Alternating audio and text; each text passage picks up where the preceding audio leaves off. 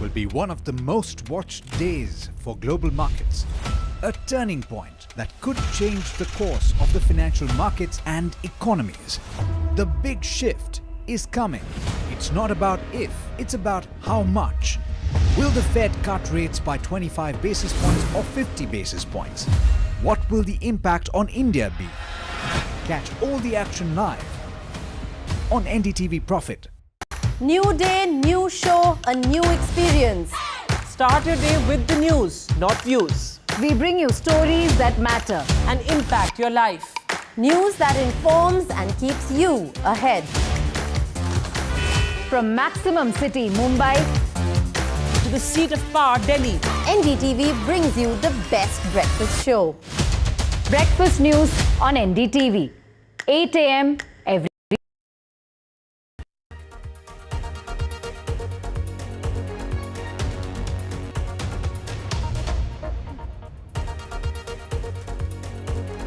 You are watching The World 24/7 on the NDTV network. I'm Parmeshwar Bava.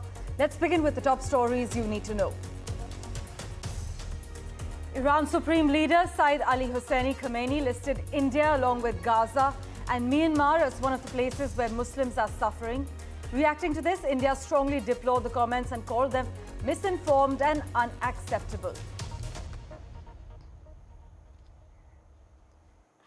Residents of several areas of Poland and the Czech Republic rushed to evacuate as others in Central Europe began cleaning up after the worst flooding in over 2 decades left a trail of destruction and a rising number of deaths.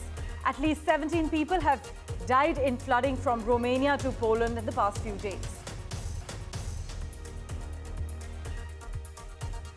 The Consulate General of India in New York has strongly condemned the vandalization of the Baptist Swami Narayan Temple, which is located in New York. The consulate has informed the U.S. law enforcement agencies for an immediate action against the perpetrators. Russia will expand its army to 1.5 million active troops, making its military the world's second largest after China's, as it seeks to eject Ukrainian forces from its Kursk region.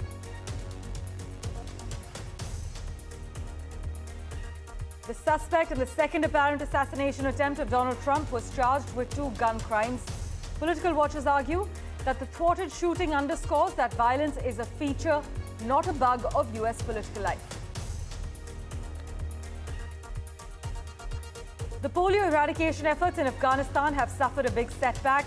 The United Nations has said the Taliban suspended polio vaccination campaigns in the country.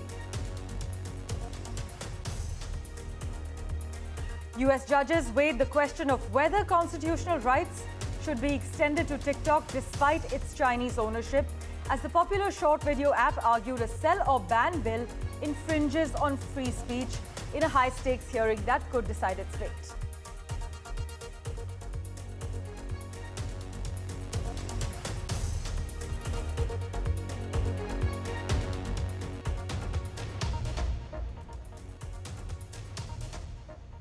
Our big focus, Iran's Supreme Leader Saeed Ali Khamenei has included India alongside Gaza and Myanmar as regions where Muslims are experiencing hardship. In response, India strongly condemned Khamenei's remarks, calling them misinformed and unacceptable. But in a post on X, Mr. Khamenei had said the enemies of Islam have always tried to make us indifferent with regard to our shared identity as an Islamic Ummah. We cannot consider ourselves to be Muslims if we are oblivious to the suffering that a Muslim is enduring in Myanmar, Gaza, India, or any other place. Hours later, in retaliation, our Ministry of External Affairs released a sternly worded statement. It declared, "We strongly condemn the Supreme Leader of Iran's comments about minorities in India. These statements are based on misinformation and are unacceptable. Countries should review their own records on minority issues before commenting on those of others."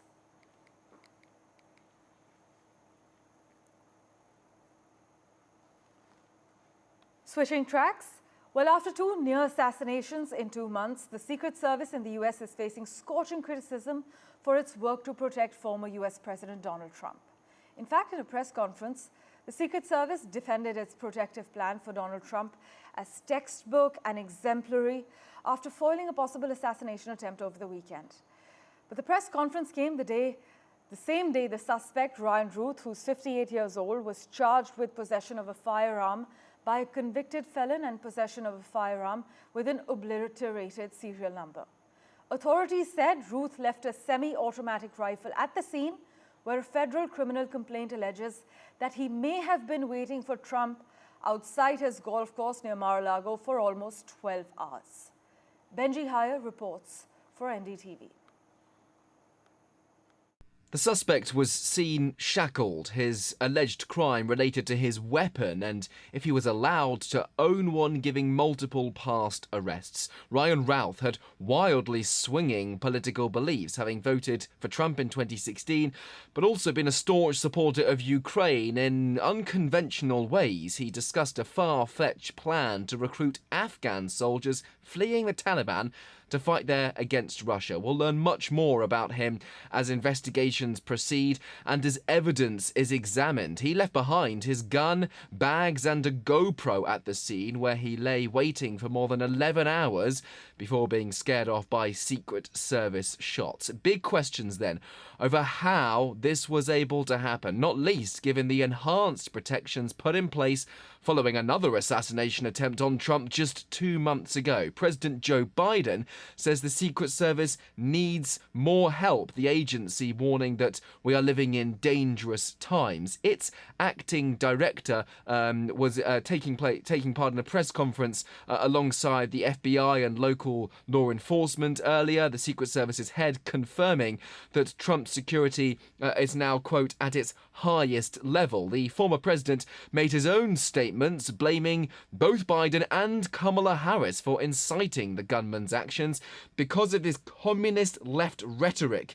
He wrote, "The bullets are flying, and it will only get worse," he said, before railing against immigration, suggesting the US border be closed. The suspect, is important to note, is not an immigrant, and the Vice President and the President have roundly condemned political violence rather than stoke it. In fact, I told the president did reach out to Donald Trump, but at the time, the former president was not available to pick up the phone. Look, this is an unprecedented, dynamic, deeply fraught campaign, even more so now, but still, the race for the White House goes on, Trump vowing to never back down as he vies for the Oval Office again. Benji Hire, NDTV in Washington. And joining us for further clarity, political analyst Jake Novak. Thanks so much, Jake, for joining us on the World 24/7. There are serious questions regarding how another would-be gunman was apparently able to camp undetected near Trump's golf course for nearly 12 hours before being confronted by a Secret Service agent who opened fire. Trump has said the Secret Service did an absolutely outstanding job, but would you argue otherwise? Well, I think that the Secret Service is, as President Biden said, does need more help, but it needs more help from him and his administration. The outrage here isn't just that this man was stalking Donald Trump. That's the word, stalking, for about 12 hours. But it's questionable how this man was able to travel so easily internationally. How was he able to get a gun? He has several felony convictions against him. He has open cases against him. It's too much of a coincidence.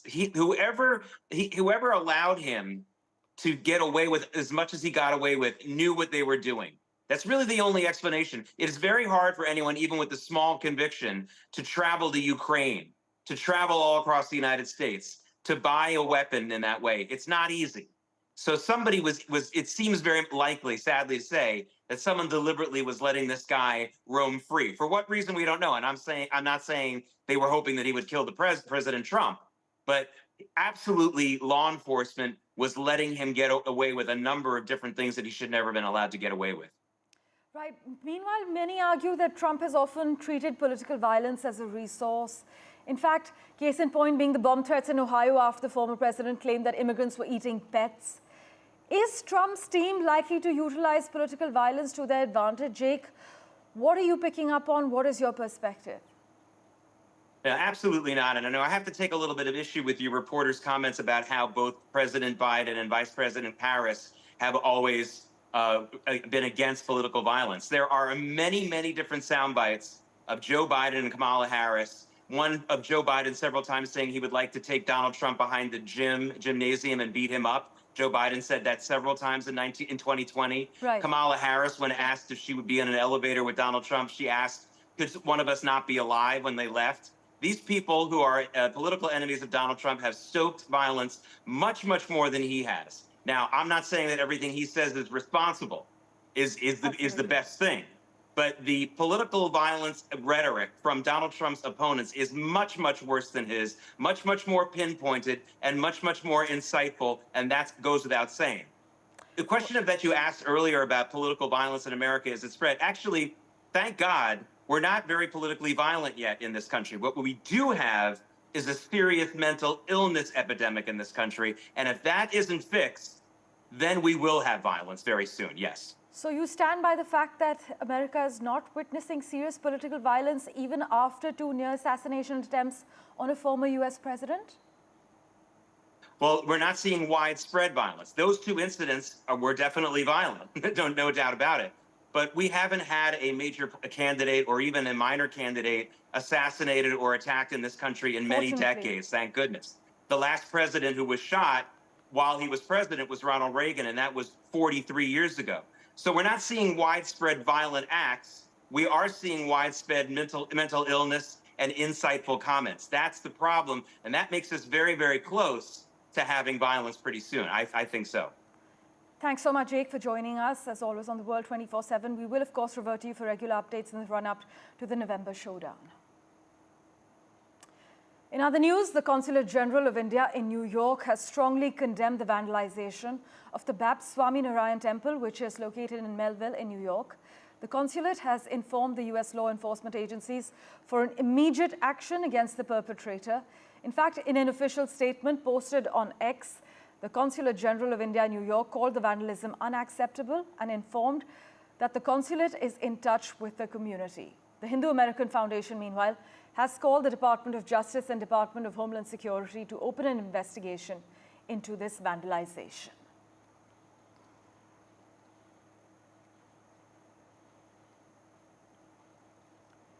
Well, with that, let's turn our attention now to Central Europe. Residents of several areas of Poland and the Czech Republic rushed to evacuate as others in Central Europe began cleaning up after the worst flooding in over 2 decades left a trail of destruction and a rising number of deaths. A firefighter died during a flood rescue in Austria, and 1 person drowned in Poland as torrential rain caused by Storm Boris continued to cause absolute havoc across Central and Eastern Europe. In Romania, 5 people have died while several remain unaccounted for in the Czech Republic. The Austrian province surrounding Vienna has been declared a disaster area, with its leaders speaking of an unprecedented extreme situation.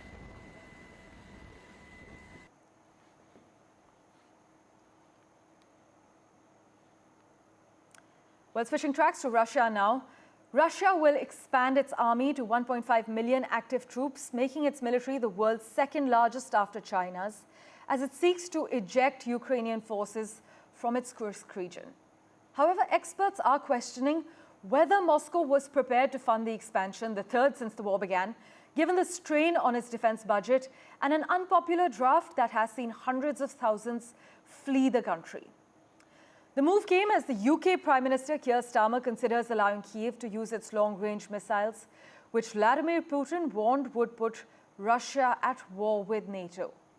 Permitting the weapons could jeopardize NATO's efforts to avoid escalating the conflict. In fact, Guardian's Simon Jenkins is arguing Western politicians eager to pose as tough guys do peace no service by promising to back Zelensky to total victory. Meanwhile, Facebook owner Meta has said it was banning RT and other Russian state media networks from its platforms, claiming the outlets had used deceptive tactics to carry out covert influence operations online. After careful consideration, we are expanding our ongoing enforcement against Russian state media outlets. This is what Meta has said, further adding that RT and other related entities are now banned from our apps globally for foreign interference activity. This is what the social media company has said in a written statement. Enforcement of this ban would roll out over the next coming days. In addition to Facebook, though, Meta's apps include Instagram, WhatsApp, and Threads.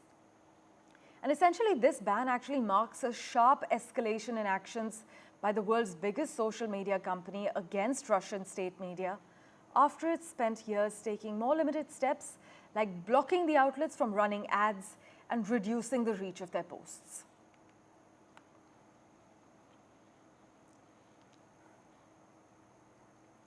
And TikTok made its case against a potential ban before a US federal court, arguing that its powerful algorithm was not controlled by China.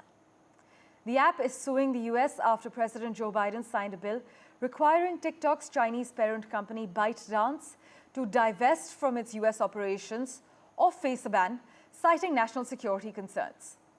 Its fate remains unclear, as the judges appeared skeptical of TikTok's arguments but also grilled the US government over First Amendment concerns. ByteDance, meanwhile, is developing its own artificial intelligence chip. The information reported in an effort to reduce reliance on US chip giant NVIDIA amid intense artificial intelligence competition in China.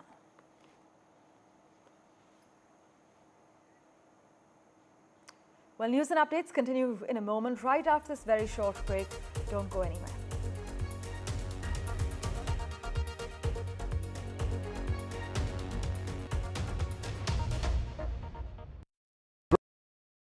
I've been reporting on all issues, big and small, from Andhra Pradesh, Telangana, rest of South India, bringing you all the action, all that you need to know, all that you want to know. The energy of Maximum City is infectious. I bring in that energy in our news coverage from financial capital Mumbai. India's IT capital is always buzz. It's literally a city that never sleeps. And I keep you ahead on all the Bengaluru buzz. Covering from the southernmost part of India over the last 23 years, I bring in-depth and 360-degree coverage from the Dravidian heartland. The land of Mishti is also known for its bitter politics. I have seen much water flow under the Howrah Bridge, covering Bengal in all its vivid colors. Stay informed and entertained with the new and updated NDTV News app. You can watch all our channels live, listen to podcasts, read breaking and exclusive news from around the world and more. Download the NDTV app today and get access to the best journalism and storytelling on your smartphone or tablet. The NDTV app. News that matters to you. New day, new show, a new experience. Start your day with the news, not views. We bring you stories that matter And impact your life. News that informs and keeps you ahead. from Maximum City, Mumbai, To the seat of power, Delhi. NDTV brings you the best breakfast show. breakfast news on NDTV, 8 a.m. every day. I've been reporting on all issues, big and small, from Andhra Pradesh, Telangana, rest of South India, bringing you all the action, all that you need to know, all that you want to know. The energy of Maximum City is infectious. I bring in that energy in our news coverage from financial capital Mumbai. India's IT capital is always buzz. It's literally a city that never sleeps. And I keep you ahead on all the Bengaluru buzz. Covering from the southernmost part of India over the last 23 years, I bring in-depth and 360-degree coverage from the Dravidian heartland. The land of Mishti is also known for its bitter politics. I have seen much water flow under the Howrah Bridge, covering Bengal in all its vivid colors. Stay informed and entertained with the new and updated NDTV News app. You can watch all our channels live, listen to podcasts, read breaking and exclusive news from around the world and more. Download the NDTV app today and get access to the best journalism and storytelling on your smartphone or tablet. The NDTV app. News that matters to you. The 18th of September will be one of the most watched days for global markets. A turning point that could change the course of the financial markets and economies. The big shift is coming. It's not about if, it's about how much. Will the Fed cut rates by 25 basis points or 50 basis points? What will the impact on India be? Catch all the action live on NDTV Profit. New day, new show, a new experience. Start your day with the news, not views. We bring you stories that matter And impact your life. News that informs and keeps you ahead. from Maximum City, Mumbai, To the seat of power, Delhi. NDTV brings you the best breakfast show. breakfast news on NDTV, 8 a.m. every day. I've been reporting on all issues, big and small, from Andhra Pradesh, Telangana, rest of South India.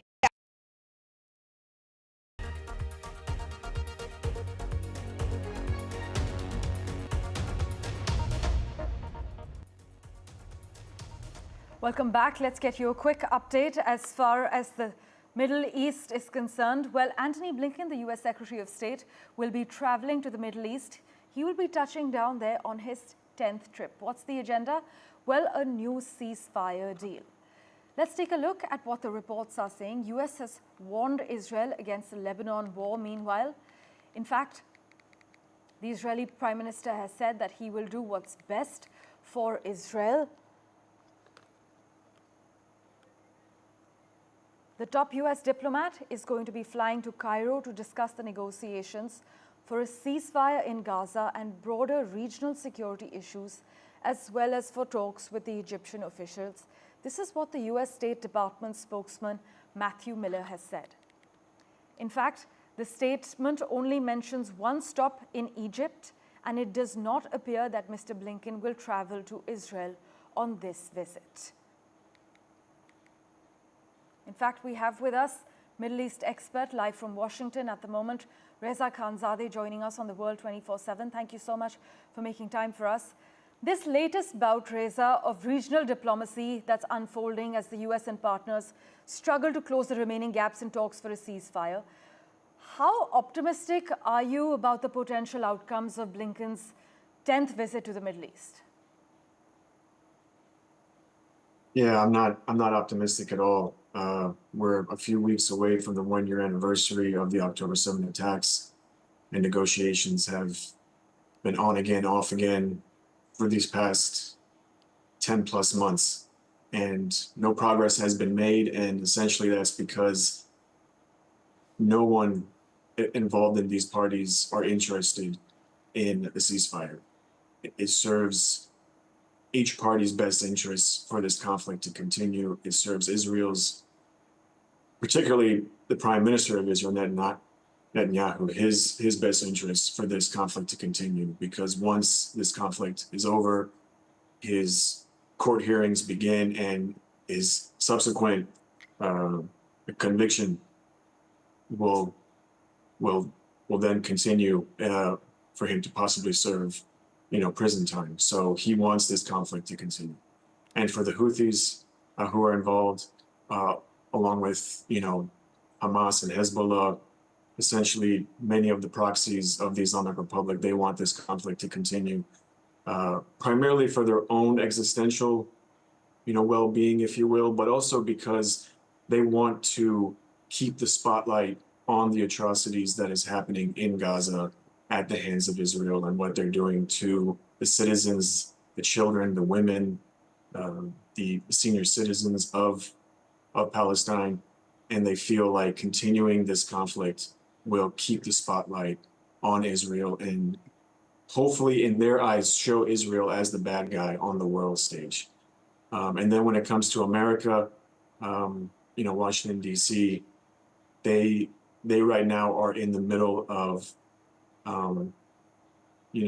the election season, if you will, for the president of the United States. So right now, all focus is on that. Reaching a deal, especially for the Biden administration, would be nice. If he was running for re-election, I would imagine they would push a lot harder for a ceasefire so that he could use that on his campaign trail. But since he's not running, it's not a big deal for him, and he's a staunch, supporter of Israel and what they do, and he essentially turns a blind eye to what they have been doing in Gaza to the Palestinian people. So unfortunately, I'm very pessimistic as to this ceasefire deal being reached. Even with Arab neighbors, Egypt, Qatar, Well, we'll being keep a involved. close eye on the outcomes of Mr. Blinken's touchdown, the 10th one in the Middle East this time. Hopefully, there will be some positive outcomes. In fact, in an overnight meeting, though, I must inform our viewers, Israel has expanded its stated goals of the war in Gaza to include enabling residents to return to communities in northern Israel that have been evacuated due to attacks by Iran-backed Hezbollah in Lebanon. But Reza, thanks so much for making time for us on the World 24/7. We will, of course, keep reverting to you for regular analysis. Now, the news, the Taliban have suspended polio vaccination campaigns in Afghanistan. This is what the United Nations has confirmed as well. Afghanistan is one of the two countries in which the spread of the potentially fatal, paralyzing disease has never been stopped. The other is Pakistan, as you know. News of the suspension was relayed to UN agencies right before the September immunization campaign was due to start, but no reason was given for the suspension, and no one from the Taliban-controlled government was immediately available for comment.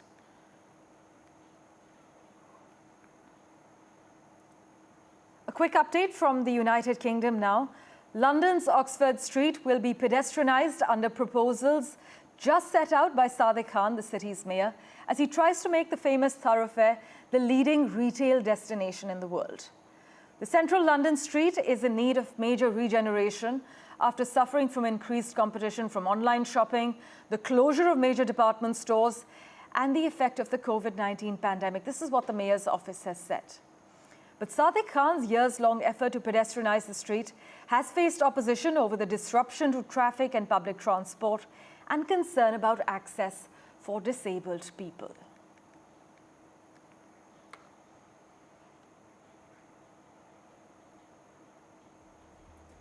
Thank you for investing your time and watching this edition of the World 24/7. We'll keep tracking the latest updates for you. Do stay tuned.